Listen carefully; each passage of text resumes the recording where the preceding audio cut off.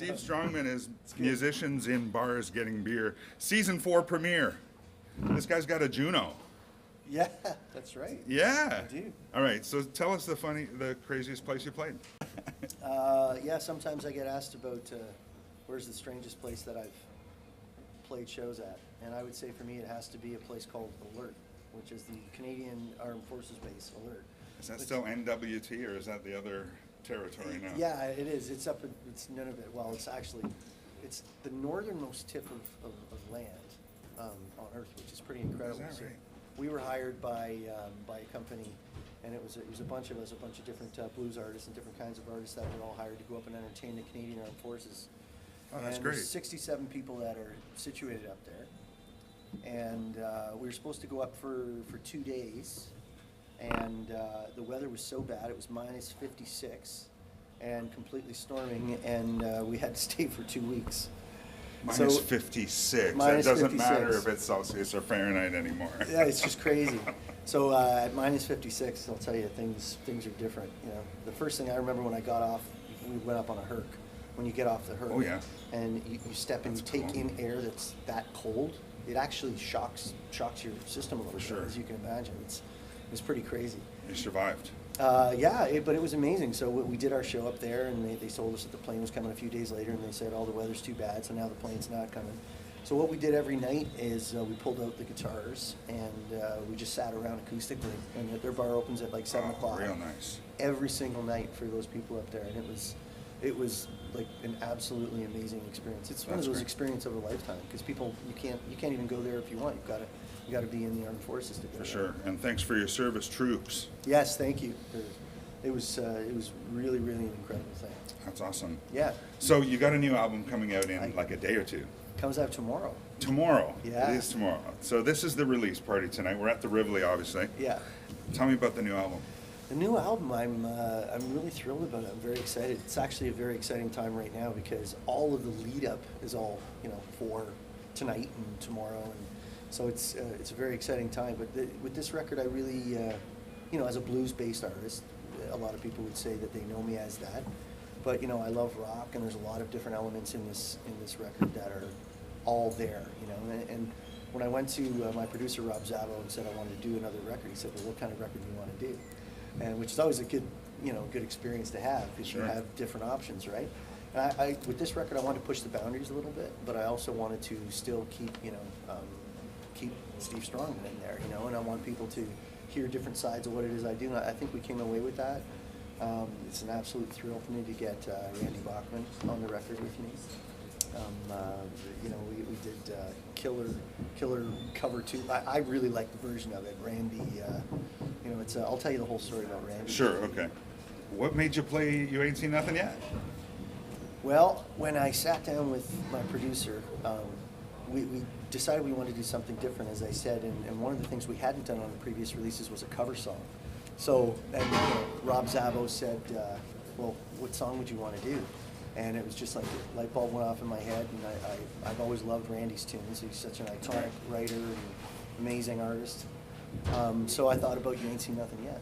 And then we started talking about it, and then we said, if we're going to do that, I don't want to just do the exact same version and have people go, oh, it's just that.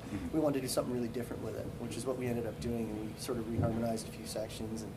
And then because I've known Randy for a long time. Oh, you have? Okay. Yeah, I've known him for about 20 years, and I opened for him a long time ago, and we've kind of kept in touch Very cool. ever Yeah. since. So I actually emailed the song to him, and how amazing is that you can do a song from the artist and actually get feedback from the artist. That's great. So I sent it to him, and thankfully he absolutely loved it, which was really, really cool. And then on a whim, I said, I'm so happy you love it. Do you feel like playing guitar on it? Wow. So, and he got back to me right away. He's such a great guy. He said, yeah, I'd love to. Let's do it. Oh, awesome. Yeah, so. That easy. And we made it happen, and it's a very cool point on the record, I think. I have a feeling he's going to get bombarded by emails now. Yeah, that's right. Everybody going, Randy, play on my record. Yeah. So, okay, well, the album is really great. You've got a song called No Time Like Now. Yeah. And I'm just wondering if this is about the future of the blues. What's your inspiration on that? Yeah, I think that that song, which is the single No Time Like Now, we actually called the record No Time Like Now because it was more about a statement of how I'm feeling at the time. Like, you know, I want to do something, I want to do something a little bit different and push the parameters a bit. So it's kind of about seizing the day. I'm not sure that it's a statement about the future of blues. I suppose that it could be, but you know, I wasn't thinking that when I wrote that. It was more about like I really feel like it's time to do something, and No Time Like Now. Right on.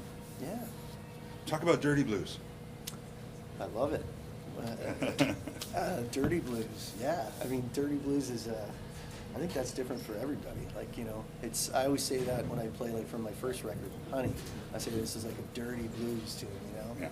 Yeah. But to me, it's more of a feeling. Like, to me, you can call it blues, you can call it whatever you want. Sure. There's so many different areas that you could put in there. I hear rock music as being blues. I hear gospel music as being blues influenced. That's one of the things I'm most drawn to about it. You know, it's a little bit of everything. So whether it's dirty blues or any kind of blues, it's all blues to me. Yeah, right on. And so you want to talk about the old days? Like, what's your inspiration? Who's your favorite guitarist? You want to talk about stuff like that? Sure. Yeah, actually, on the record, there's a song called "Old School," and it's about that very thing. It's about older influences and going back to the roots. And you know, everybody's trying to look for that brand new thing right now. Whereas me, sometimes I think when I really want to get inspired, I go back to the older stuff. Mm-hmm. You know, and that song in particular is about me sneaking into a club called Pop the Gator in Kitchener, Ontario, and going in and seeing Mel Brown play one night with Ronnie Earl and Duke Robillard and all these great blues artists. Wow. And you know how much that meant to me, how much it affected what it is. Sneaking in, you're just a kid, you mean? Sneaking in, yeah, I was underage. I was 16. When did you start playing? I started playing guitar at 10, but I got really serious around that time, around 15 years old, 16 years old, is when I really Cool. started digging in and saying, oh, okay, I could totally get into this. I guess that's when it really just took over for me. And what's your favorite guitar to play? My favorite guitar is by far Gibson guitars is all I play exclusively because I absolutely love them. But I play a Gibson ES 335, and I'm lucky to have a few of them, and they all sound a little bit different. The reason I play those guitars is because I think you can get any sound in the world that you want out of those guitars. You know, there's jazz guys that play it, you know, blues guys, rock guys. You can play anything you want on that guitar. It's the best instrument because it's semi-hollow, of course, right? But I've been falling in love with my Les Paul recently as well. All over this last new record, there's a lot of Les Paul. Is there? Okay. Yeah. And Randy too? Yeah, Did he play the Les Paul? I think Randy did play Les Paul Probably on did, that. huh? Yeah, Yeah. I think he did. So let's go back to the album. Describe the inspiration of The Day They Carry Me Away. Yeah, that's a special one for Yeah. me. The Day They Carry Me Away. That's probably the most honest kind of bare song on there for me. You know, usually when I write songs, I sometimes will write from another perspective or a friend's perspective or something that I've seen or whatever moves you emotionally. But that song is a real, you know, sort of an opening up song for me. And you know, it's a song about, you know, it's a love song really. That's what it's about. It's a love song, and I wrote that one for my wife, and we thought it was going to be a very cool way to end the record. It's the last song on the record, so Right on. it's a cool tune. So your wife's your inspiration. For that, well, she's an inspiration on very, very many things, as a matter of fact. And that song was just me about how I was feeling at the time. And strangely enough, it was actually written for my last record, Okay. that song. And when we sit down and look at the album as a whole, we said, well, what's going to make it, what fits in and what doesn't. And The Day They Carry Me Away, I was really pushing for it. And the last record, it didn't fit in, so we rejigged it, did a few different things with it this time, and it fits in perfectly, I think. I'm surprised. Yeah. Because it's great too. Thank you. Absolutely. Cool. When did you win the Juno? I won the Juno in 2013 for my record, A Natural Fact, which came out in 2012. So, yeah, back in 2012, I had just come off of, you know, sort of a time where I was doing a lot of touring and playing all over the place, and I remember thinking, well, what is it that you're going to do? And it was quite a change for me to do an acoustic-based record like that.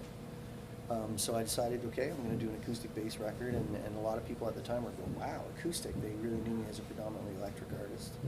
And so I did this, and you know, I'll never forget that feeling. First of all, when I was nominated for a Juno, because you know, as a kid, musician in Canada, That's That's the you're- thing. Yeah, that's what you do, right? I mean, you hope that you'll ever get an opportunity to get something like that. But then when I went out to Regina to actually win it too, was pretty incredible because I wasn't expecting it. Really? Yeah, so That's it awesome. was pretty cool. And that was They a don't different. warn you in advance, start writing a speech. No, they don't. You know, people they don't give you any heads up. I'll tell you. That's great. Yeah. So was on that record. Who helped you? Yeah, that a lot of ways the same team that I've had from that record I've carried forward to my last record, Cool. which was called Let Me Prove It to You, and then to this record, No Time Like Now. So again, all three of these last releases have been produced by Rob Zabo, who's an amazing talent and like my best friend in the world. And I keep my guys that I work with all the time. They record with me. And Tim Abraham did all the work on this last record in terms of mixing it, and he's a big part of the way the record sounds, and he was for those other records too. So it's just, yeah, I'm lucky to have great people around me, and when that's the case, you don't need to change too many things, I think. Any other stories from Regina? No, not really. It was that was a whirlwind time in Regina. Yeah, I remember it was pretty cool actually, because in the blues category, in the same category we were all in, Colin James was also nominated that year. Wow. He's such a huge talent. Yeah. He's so amazing. I've been listening to him for so long that I remember, I really kind of thought that maybe Colin was going to win. And after I won, it was so cool when we were going on the red carpet the next day, and Colin came over to me and said, "Hey, congratulations, Oh, it's your that's first nice, huh? Juno." And yeah, it was really, really nice, and it was very, very cool. So it shows what a classy guy he is. So Absolutely. thank you to Colin. Yeah. So were you touring this record? Yeah, this record, there's going to be tour dates that they're kind of coming in right now and changing all the time too. So I'd say go to stevestrongman.com, and then that will always keep everybody plugged in and in tune with what's happening. So yeah, stevestrongman.com for all tour dates. Perfect. And the record's available, you say, tomorrow? Yeah, comes out worldwide tomorrow morning. iTunes and all those platforms? All the platforms, Awesome. everything is all covered. You can get it everywhere tomorrow, and even physical copies. If people are still grabbing those. That's great. Vinyl? Yeah, that vinyl's on the list actually. Yeah, Great. we're thinking about doing some vinyl too. That's awesome. Yeah, thank you so much, man. Steve Strongman, cheers. Thanks for taking the time. Thanks for being on Appreciate it. Musicians in Bars Getting Beer. It's two of my favorite things. You ain't seen nothing yet.